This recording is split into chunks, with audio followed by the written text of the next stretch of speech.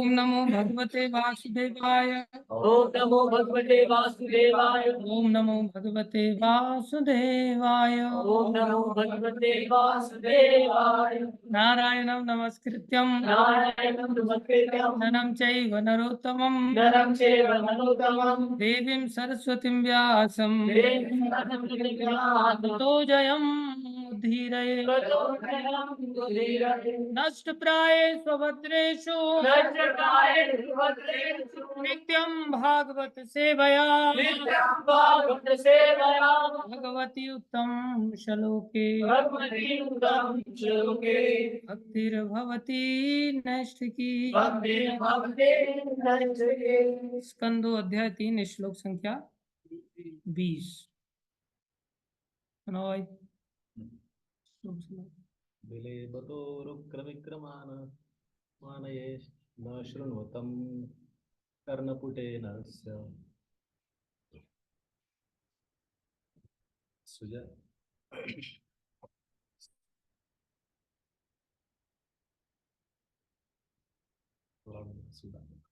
वसुधा ने जीवा जीवा जीवा सती कार्दुरेव दार्दुरेव जीवा सुती दार्दुरेव सुत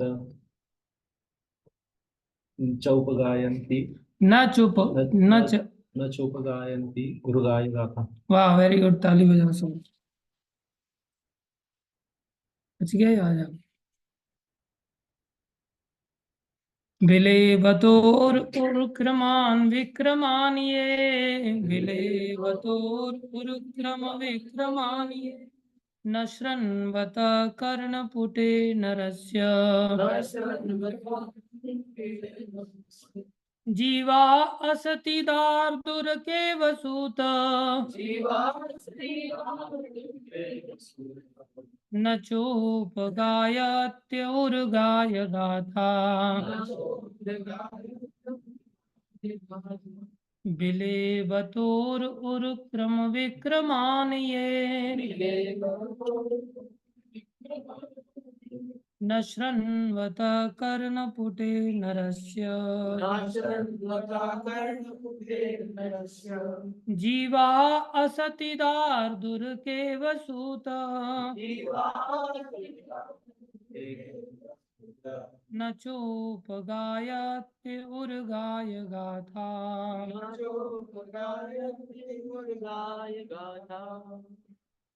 विलेवतोरुक्रम विक्रमान ये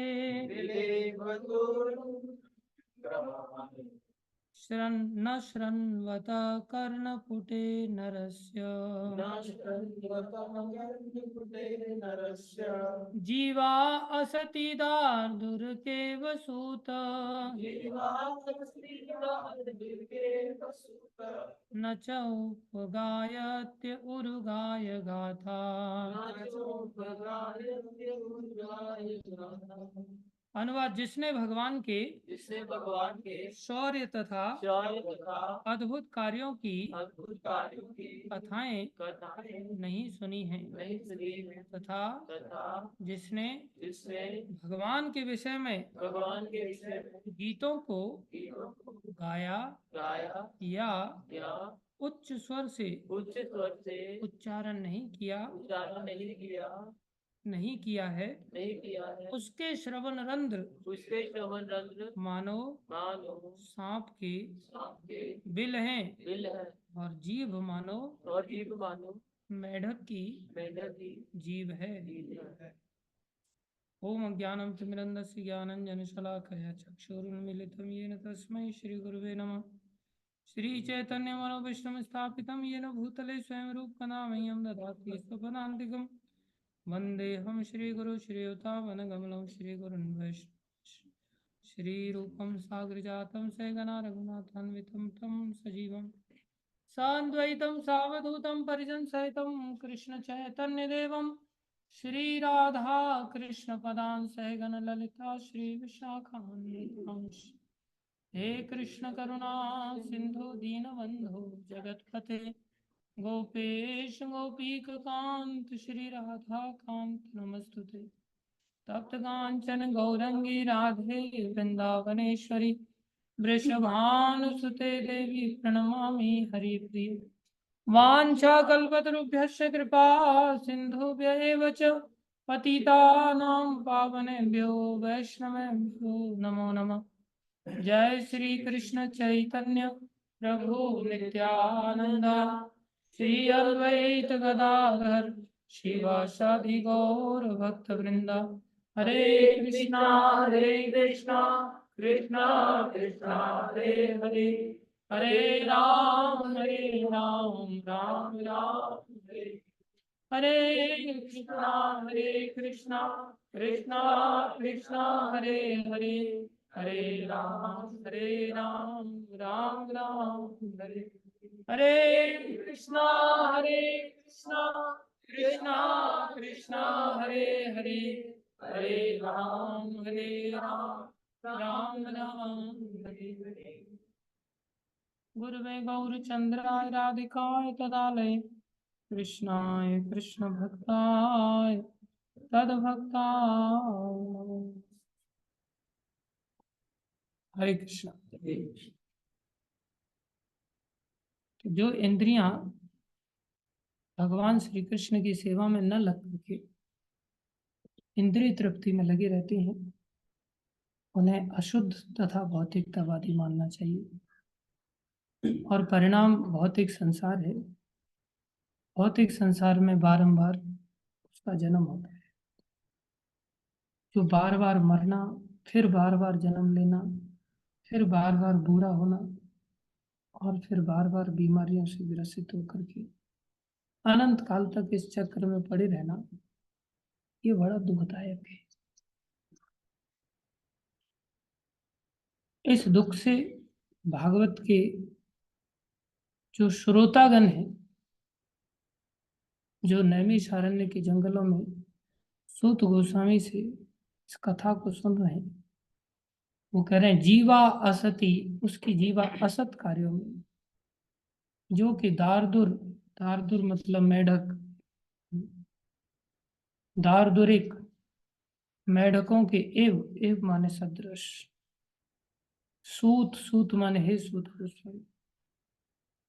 शौनक आदि ऋषि कह रहे हैं हे सूत गोस्वामी, उनकी असत जो जीवा है, जीवा असत कार्यों में, असत शब्दावली में लगी रहती है। इसलिए जीव को चाहिए को शुद्ध करे अपने अंदर। शुद्ध कैसे होंगे? जब हम येन केन प्रकारेण भगवान के संसर्ग में इनको लेकर के आएंगे। भक्ति एकमात्र ऐसी शक्ति है जो जीव को शुद्ध कर सकती है। भक्ति के लिए ऐसा नहीं कि कोई कठोर तपस्या करने की आवश्यकता है। भक्ति के सिर्फ विधि विधानों का मात्र अगर कोई पालन करता है तो ये बड़ी सशक्त क्रियाएं हैं। जैसे मंगल आरती करना, जैसे नृत्य करना। नृत्य का महिमा इतनी वर्णन है कि कल्पों के पाप नष्ट हो जाते हैं नृत्य करने से। कल्पों के पाप नष्ट। एक कल्प मतलब ब्रह्मा जी का पूरा 1000 चतुर्युग हमारे संसार, 1000 सतयुग, त्रेता, द्वापर, कलयुग, ऐसे साइकिल 1000 बार बीत जाए, इतना बड़ा समय। वही ब्रह्मा जी का आयु नहीं होती। हाँ, वही ब्रह्मा जी का आयु नहीं होती। वही ब्रह्मा जी की आयु नहीं होती। ब्रह्मा जी का एक दिन होता है तो अच्छा।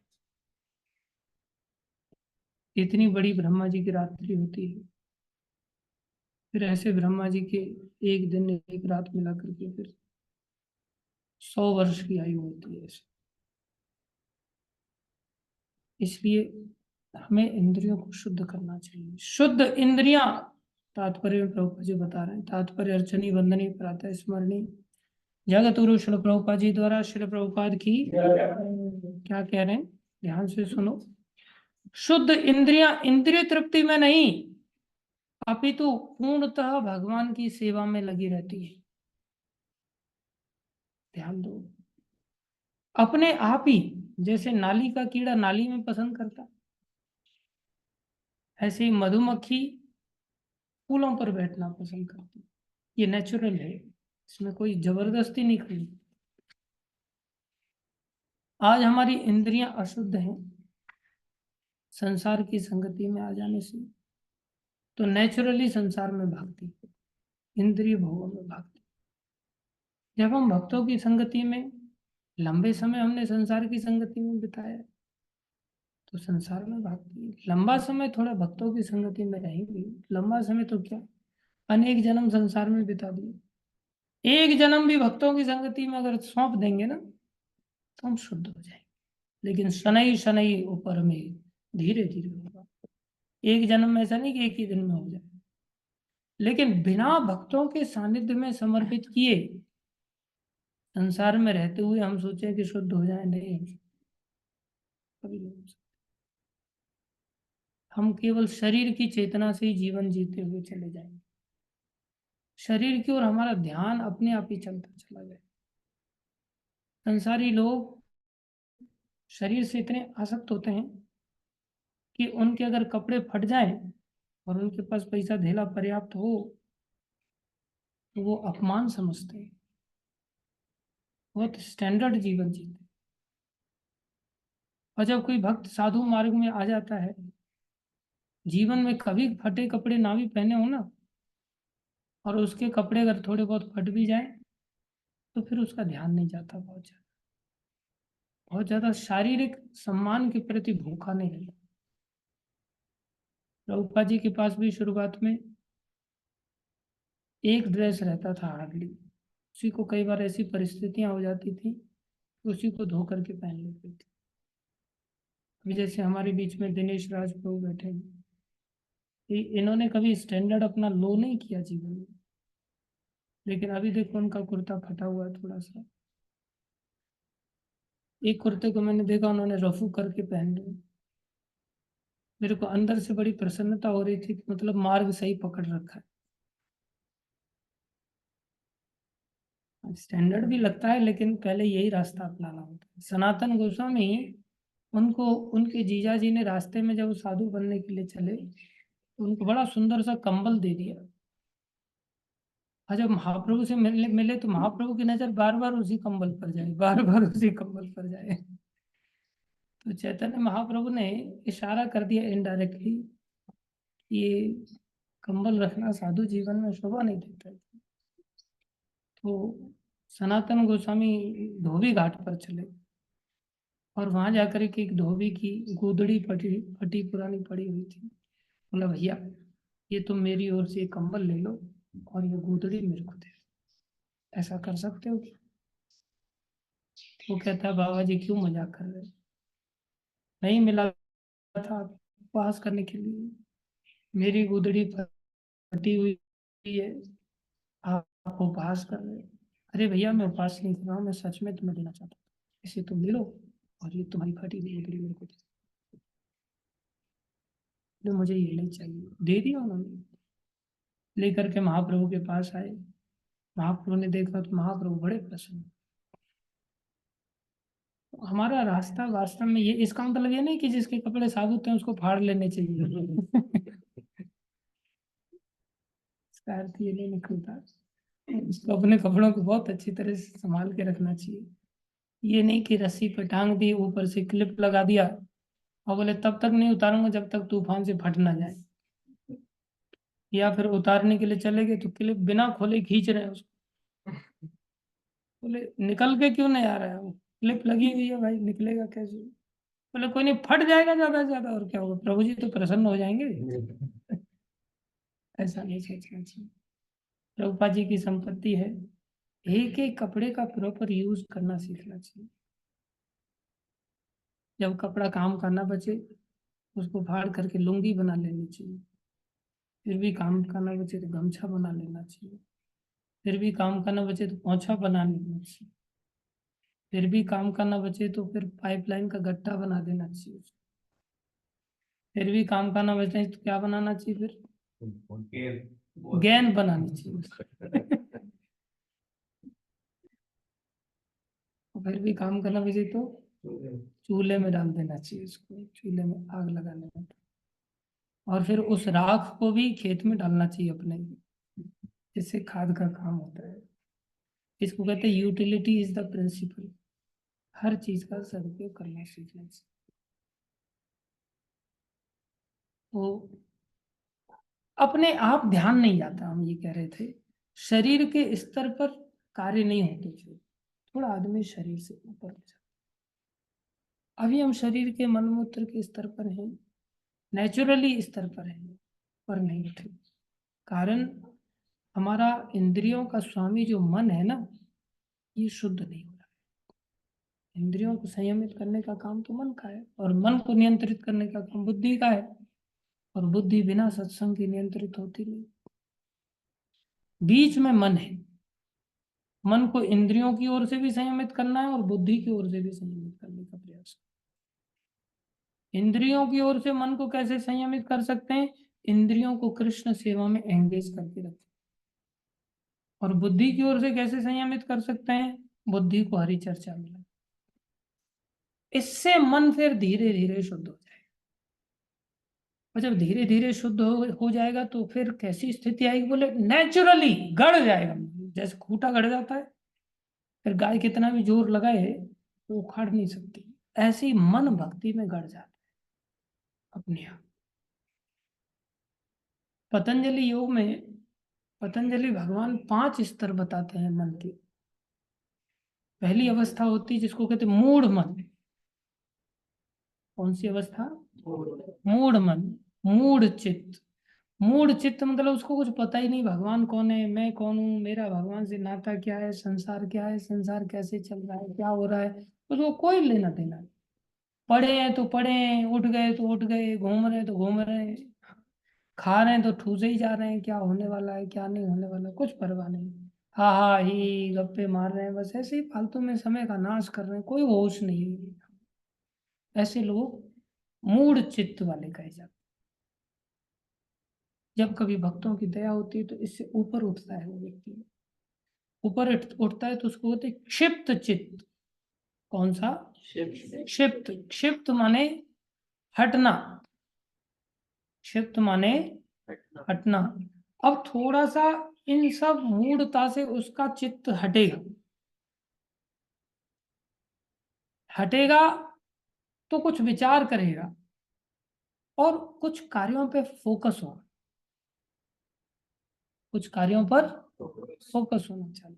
कौन से कार्यों पर फोकस होगा? संसारी कार्यों पर फोकस। संसारी कार्यों को ठीक से करना चाहेगा। भाई पढ़ाई करनी है मुझे, मुझे फिर नौकरी करनी है, मुझे फिर मकान दुकान का देखना है, मुझे परिवारी जनों का देखना है, मुझे नाते रिश्तेदारों के प्रति भी जिम्मेदारी सीखनी है।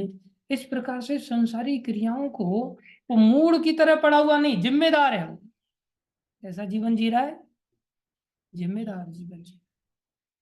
उसको सेंस होता है कि मुझे अपना संसार में ही जीता है वो, संसार का ही जीवन है उसका, लेकिन संसार में जिम्मेदार होता है, उसे क्षिप्त चित्त कहते हैं। लेकिन कृष्ण भक्ति या सत्संग आदि का उसको कोई अकल नहीं होता।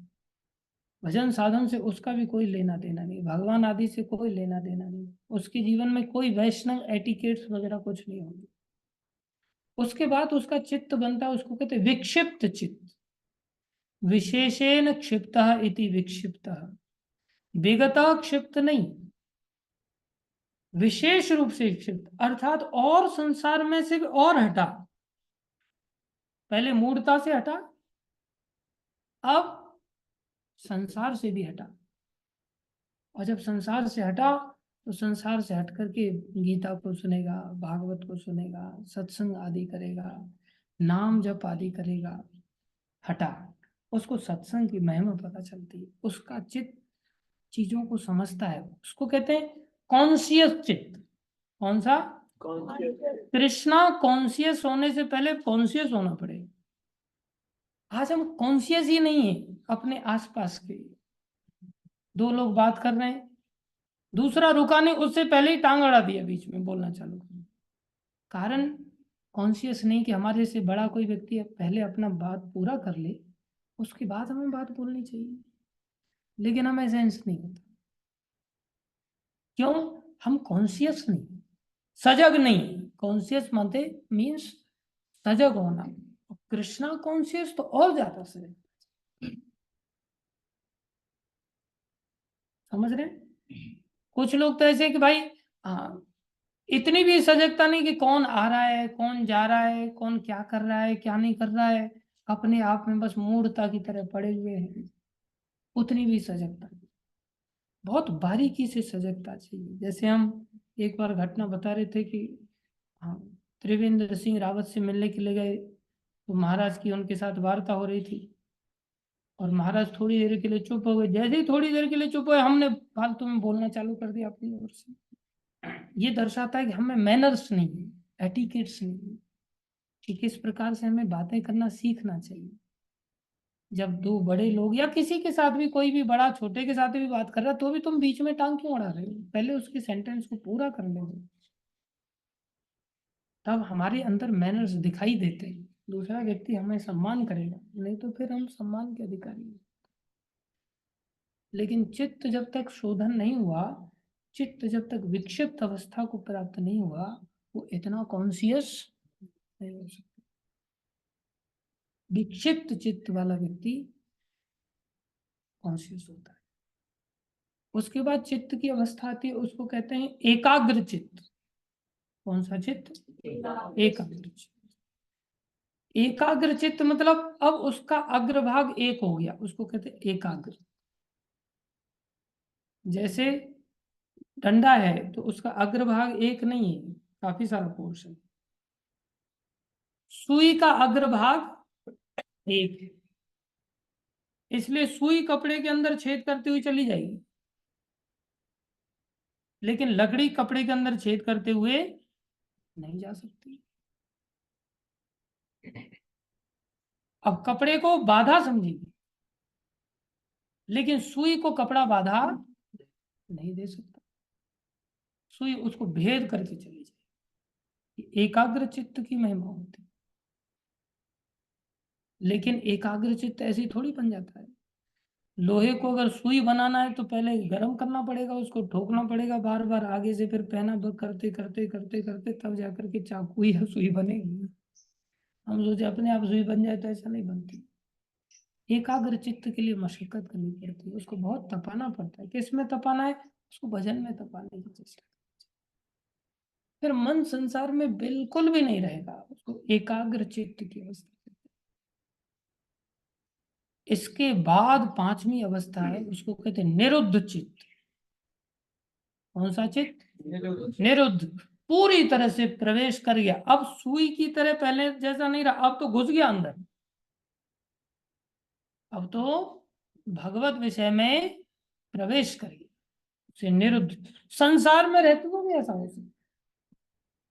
दधीचि ऋषि थे, गृहस्थी थे, और गृहस्थी होकर के भी उनका चित्त भगवान में इतना प्रवेश कर गया, इतना प्रवेश कर गया कि वो परिवार में किसी को भी कोई उनका उस प्रकार की चेतना ही नहीं रही, किसी भी चीज को अपना नहीं मानते थे।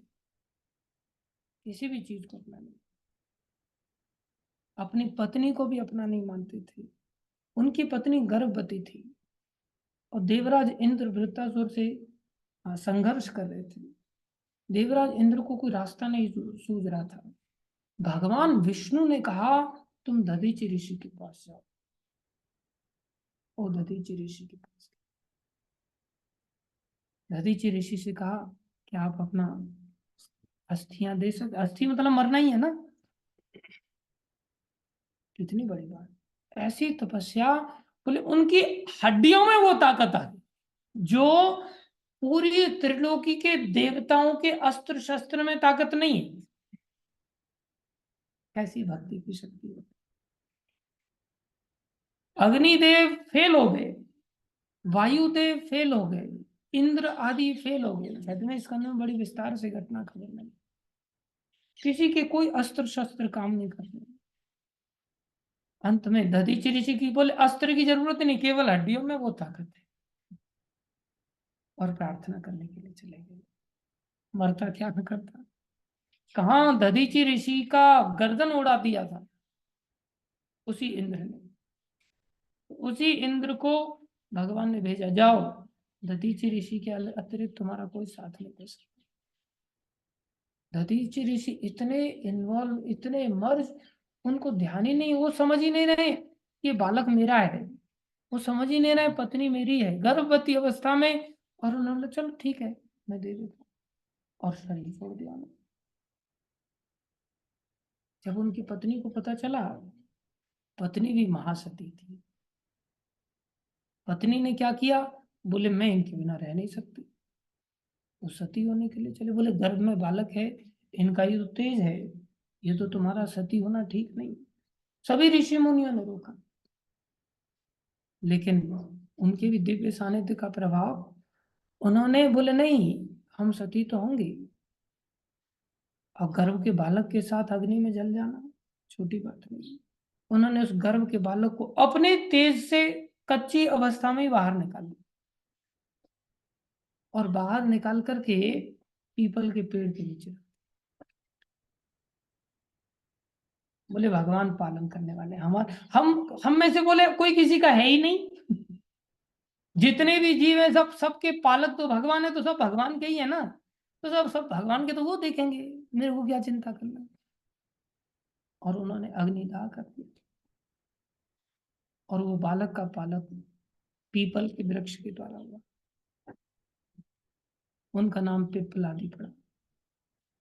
बहुत बड़े महान ऋषि पिप्पलादि ऋषि। ये भक्ति की शक्ति है। हम तो नाली के कीड़े बनने की तैयारी कर, ये भी मेरा, ये भी मेरा, ये भी मेरा, नाम त्यागी रख लेते हैं, लेकिन मैं मेरा कर कभी जाना ही नहीं होता। नाम पंडित रख लेते हैं, मैं मेरा खत्म नहीं, मन प्रवेश नहीं करता। भक्ति करें, मन प्रवेश होगा धीरे धीरे। भागवत महापुराण की जय, श्रील प्रभुपाद की जय, श्री गुरु महाराज की जय, अनंत कोटि वैष्णव वृंद की जय। आप सब भक्तों की, सच्चिदानंद महाप्रभु की जय। सब लोग जप कर लो अभी।